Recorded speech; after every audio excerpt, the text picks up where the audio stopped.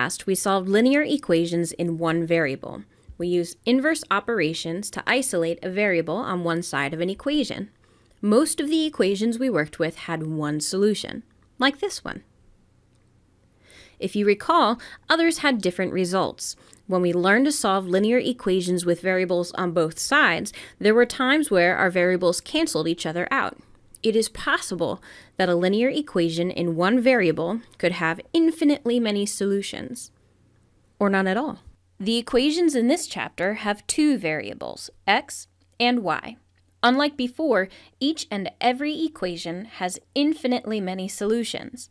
Those solutions, however, cannot be represented by writing all real numbers like we have with one variable equations. The solutions are specific pairs of x's and y's that make the equation true. For this reason, we need a different way to represent the solutions of these equations. It would be impossible to write our answers as we have before. That's where graphing comes in.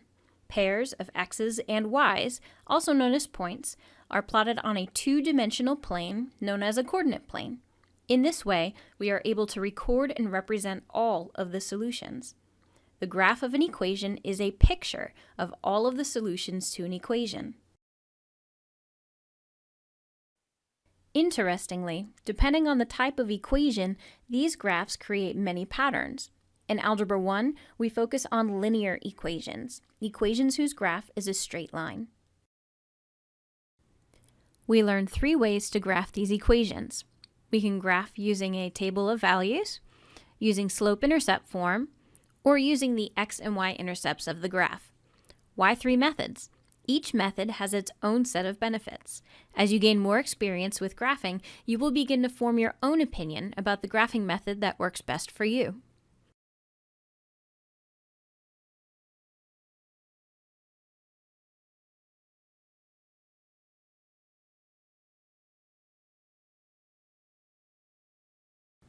Okay, so we're going to pick up exactly where we left off the last time I saw you.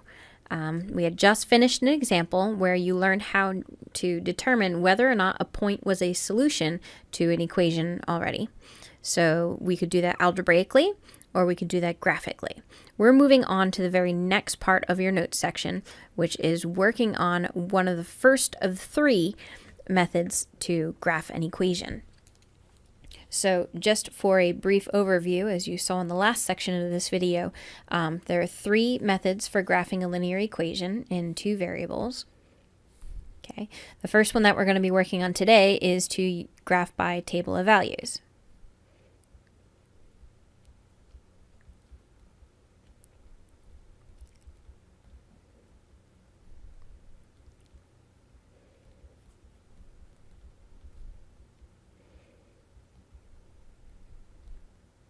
In section 2.3, you'll learn how to graph using slope-intercept form.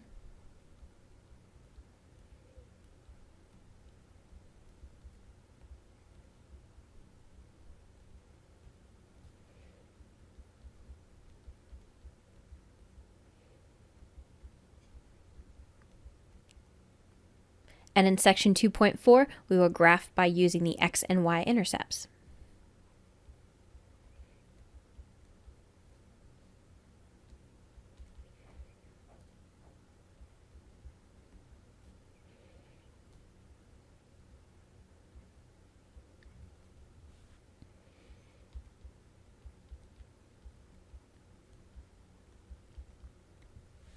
Okay, so if we're going to graph using a table of values, we're going to do something very similar to the little activity that we did up here in our notes. If it lets me scroll. Okay. Remember when I wrote this equation on the board? It was 2x plus y is equal to 5, and I asked you to find values for both x and y that made the equation true. Once we got rolling, you were able to generate quite a few, and we had discussed how it was easier to think of one variable, you were thinking of x, and then just figuring out the y that would make that equation true. When you graph by table, we're doing just that. So we're going to actually be working with one variable first, substituting those values into the equation, and then just seeing what the other output value is. So I'm going to scroll back down to the spot in the notes. So this box gives you a step-by-step rundown of exactly what we need to do. So if you get stuck, refer back to this box at any point in time. So the easiest way to do this with the least amount of work is that if it's not already, we're going to solve the equation for y. That's why I had you guys work on that last time I saw you. There was a YouTube video in your homework assignment. That's the exact skill that you're going to need to use here today. So we're going to solve for y. It's also known as putting it in function form, your equation in function form. Okay, then I'm going to have you choose 3 numbers to substitute in for x, because again, x is our input value, our independent variable. We work with that one first.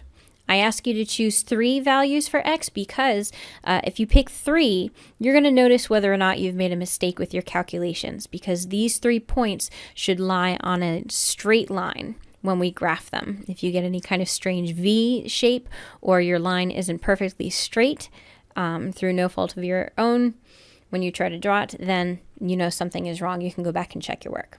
All right, so you're going to choose 3 values to substitute for x. So you substitute each number in for x, and we solve for the other unknown, y. We place those numbers in a table, which is why it's called graph using a table of values. Then we're going to plot each point on the coordinate plane.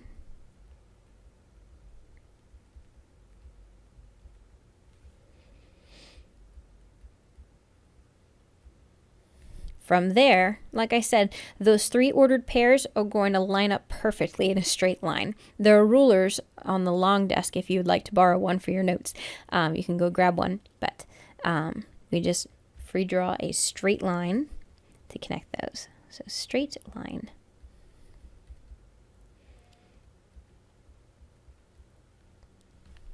Okay, so we have the basic idea written down. We're just going to go ahead and do a couple examples together here. Zoom a little bit more. All right, before I even begin, I'm going to make sure that I'm labeling everything that I need to. If I look over at my coordinate plane, there's already a scale set there. I can see that each tick mark counts as 1, but my axes aren't labeled. I'll always expect you to have your axes labeled, so make sure you do that. Okay. So step 1 of the box that we were just talking about says solve the equation for y. Some problems will already be done for you for this step, so you won't always have to do this. This says y equals negative 2x minus 1. I have no solving to do there. So now all I have to do is just choose 3 values. Remember, there are infinitely many choices. We need 3, and I'm going to pick 3 that produce points that are going to fit on that graph. If it doesn't fit, it doesn't make sense to work with those.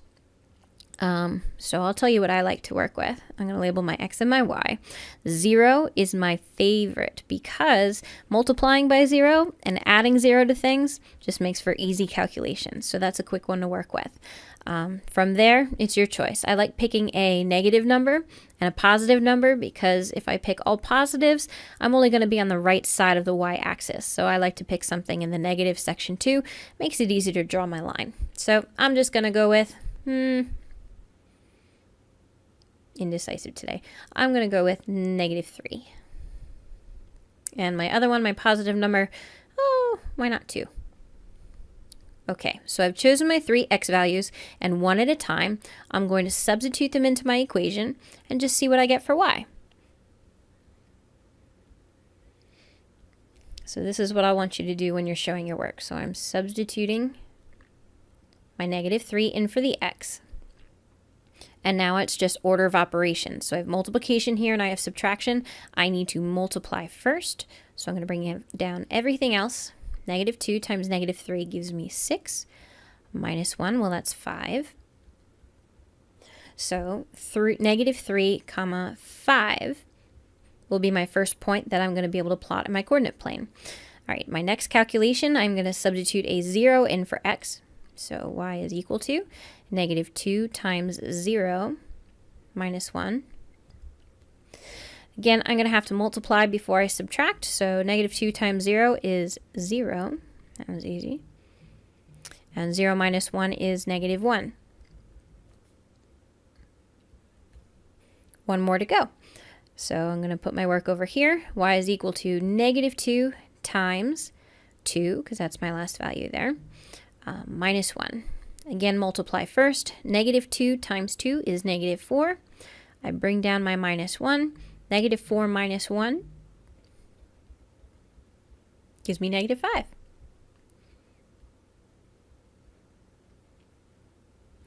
All right, so I've substituted 3 values into my equation, one at a time, and that allowed me to figure out the y that I need to make that equation true. So I have the point -3, 5, 0, -1, and 2, -5. All that's left to do to produce my equation, my picture of all the answers, would be to plot them. So -3, 5, I'm going to move to the left 3, and then up 5, and plot my point there. Make this line a little thicker so I can plot points easily. There we go. So -3, 5, make that a little darker, easier for you to see. My next point is 0, -1. So that goes right there. And then 2, -5. So +2, -5, point right there. And if you notice, these points lie in a perfectly straight line. So I should be able to take my drawing tool over here and draw a straight line.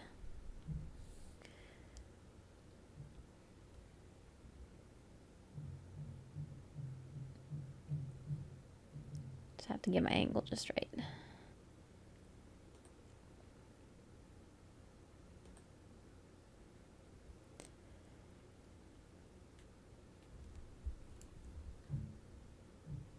Okay, so we've graphed our first equation. Let's move on to the second example. The second example says y is equal to 3/2x plus 4.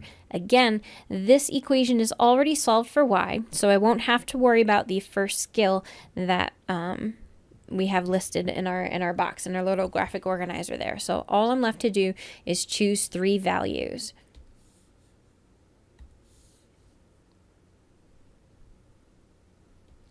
So I'm going to come back here to my table and I'm going to label x and y. And again, I always like to pick 0, so I'm going to do that.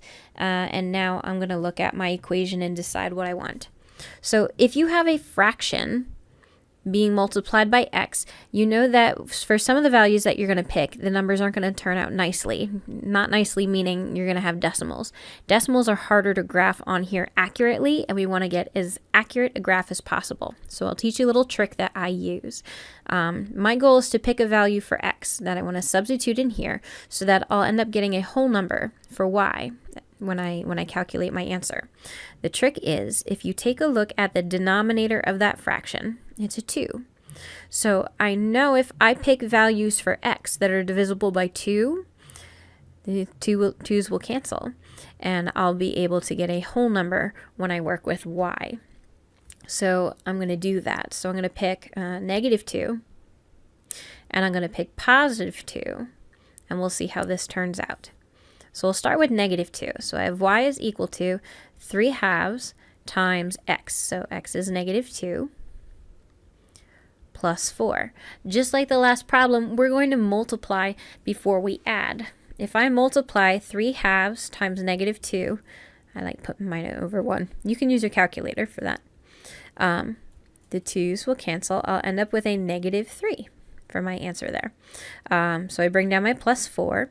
-3 plus 4 gives me 1. Again, even though there was a fraction in the equation, I was smart. I was working smart here, and so instead of choosing values that are going to give me a fraction, I was working smart here and just choosing values that are going to give me a nice whole number. Let's substitute 0 in here.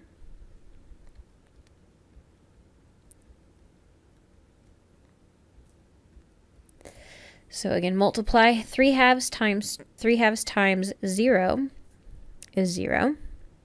So you end up with just 0 plus 4, or 4. I'm going to fill those values into my table. So -2, 1, and 0, 4. I'm also going to substitute my last value here. So I have 3/2 times 2 plus 4. Multiply first. 3/2 times 2 is equal to 3.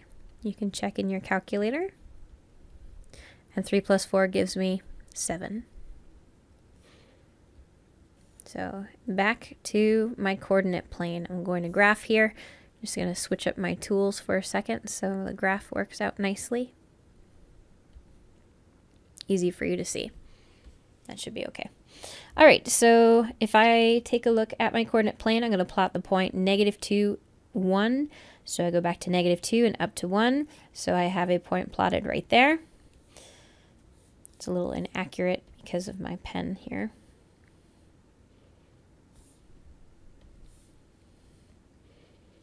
Try that again. -2, +1 should go right here.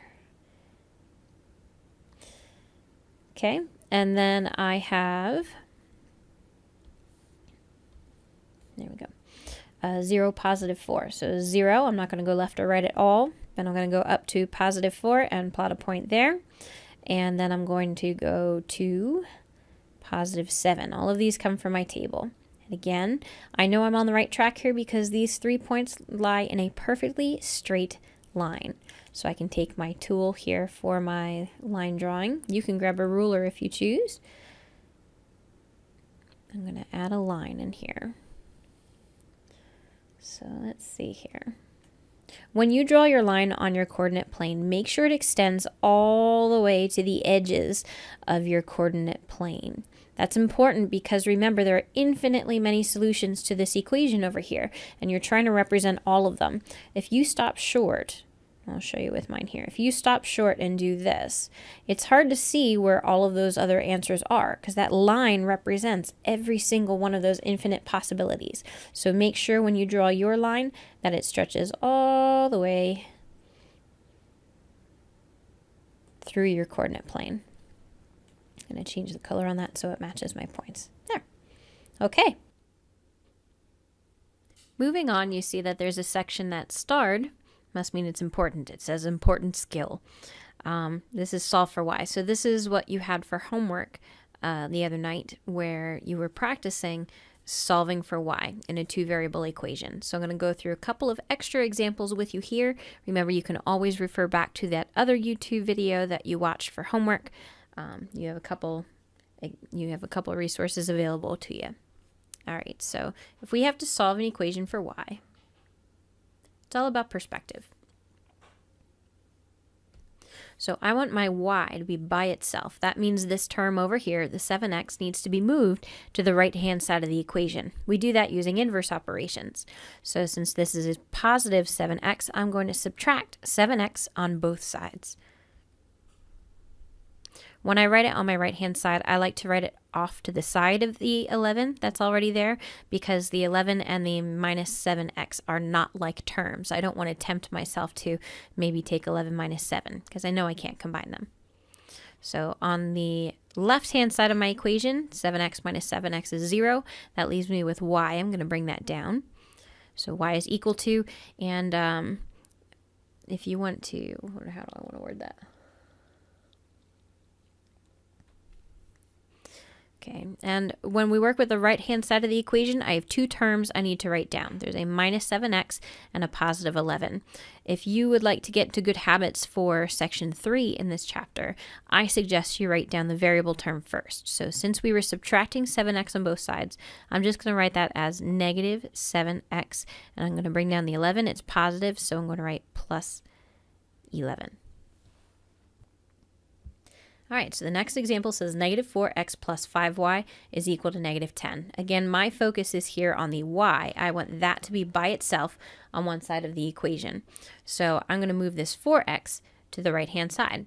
This is already negative, so I can't subtract from it. That won't cancel. So I'm going to add 4x on both sides. See what I end up with. So these 4x's cancel, and I'm left with positive 5y on the left-hand side. I'll bring that down. And again, I like writing my variable terms first. So I'm going to write positive 4x. And this time the 10 on the right-hand side is negative, so it's going to be written as minus 10, just like the other video. So in this problem, I have a 5y. Unlike the last problem, it was already solved for y. One step, it was done. This one, I need an extra step because I need to undo the fact that y has a 5 being multiplied by it. So divide by 5 on both sides of the equation. On the left-hand side, the 5's will cancel and become a 1, so I'm left with y. On the other side, I have 4 divided by 5. I'm not going to worry about that as a decimal. I'm just going to leave it as a fraction to keep it simple. So that's 4/5. It can't be simplified. So it's 4/5 x, and negative 10 divided by 5 is negative 2. So the last example of this type is negative 8x minus 2y is equal to 18. I'm going to add 8x to both sides to move that variable term to the other side of the equation. Negative 8x plus 8x gives me 0. So this time I have a negative 2y because of that minus there to bring down. Remember, it's important not to lose your negatives. On the right-hand side, I have 8x plus 18. Again, I still have something else happening on the left-hand side with the variables. So I'm going to have to undo the fact that negative 2 is being multiplied by y. So I'm going to divide by negative 2 on both sides. And again, I write the divide by negative 2 under each of the terms on the right-hand side of the equation. It's like distributing that already, so it makes it easier to calculate or easier to work with. So I bring down my y on my left-hand side. So I get y is equal to 8 divided by negative 2 is negative 4. So it's negative 4x. And I have a positive 18 divided by negative 2, which would give me negative 9. Moving on to our last few examples, we're going to take the 2 skills that you learned in this video and combine them. So the directions say, graph each equation using a table of values. So my original equation is x plus 3y is equal to 6.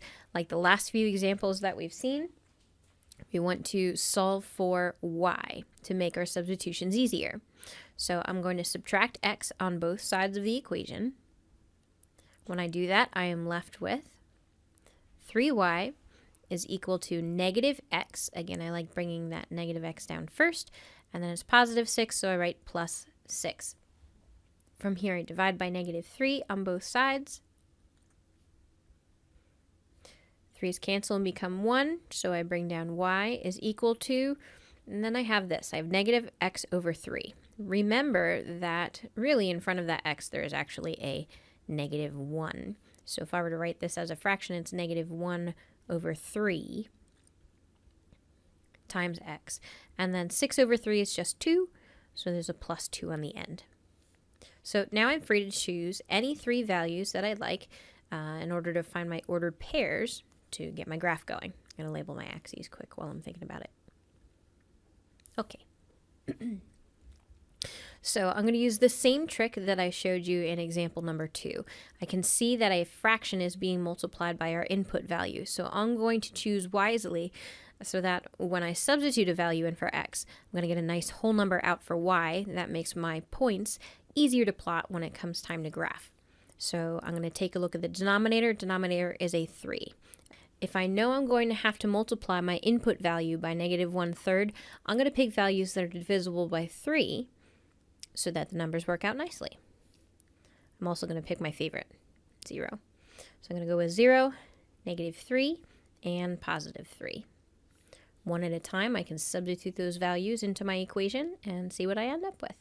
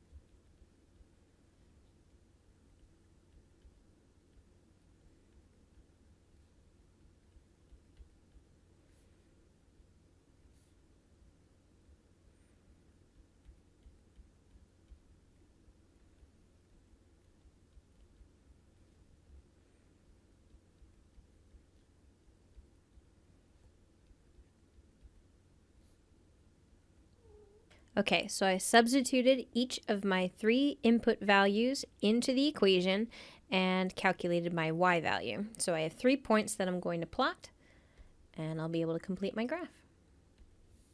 So I'm at -3, +3. So -3, +3, right there. Make that a little more accurate. There we go. 0, 2.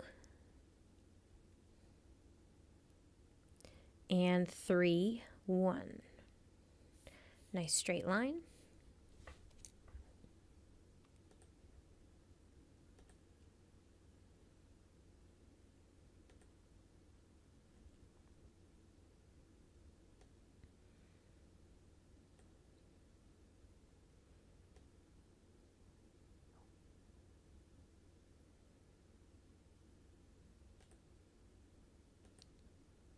Okay.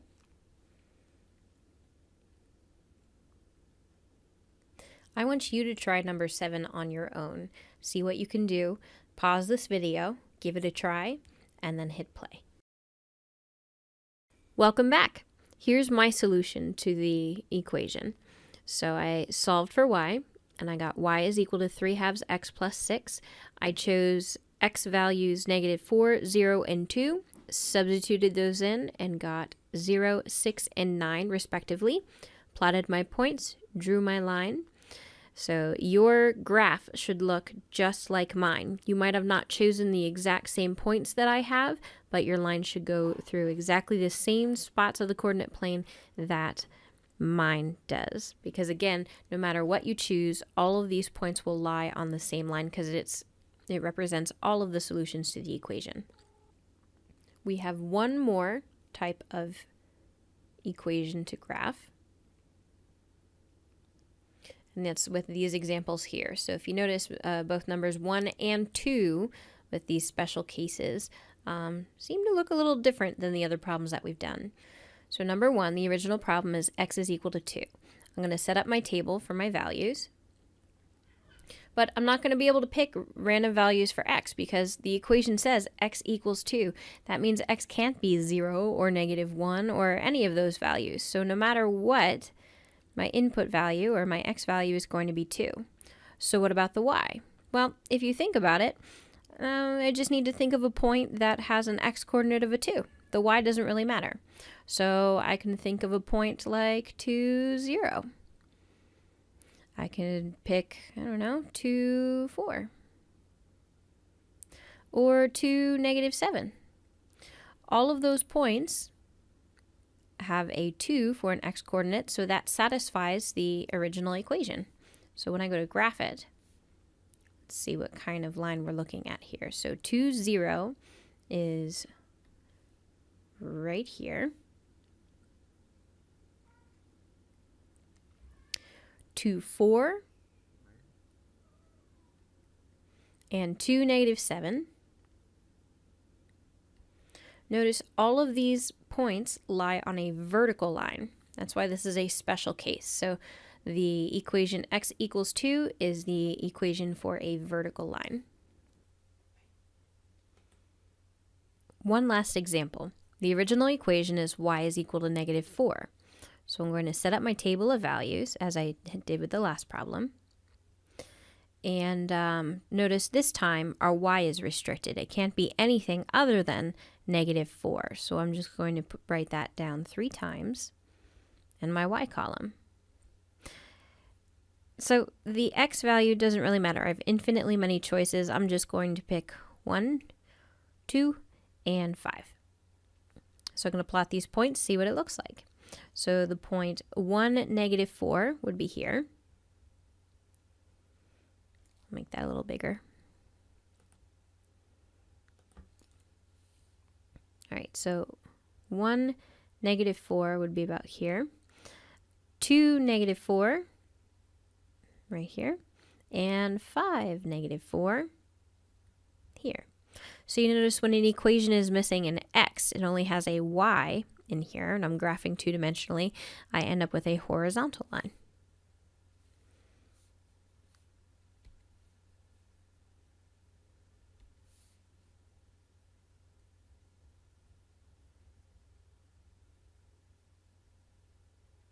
And I'll label my axes.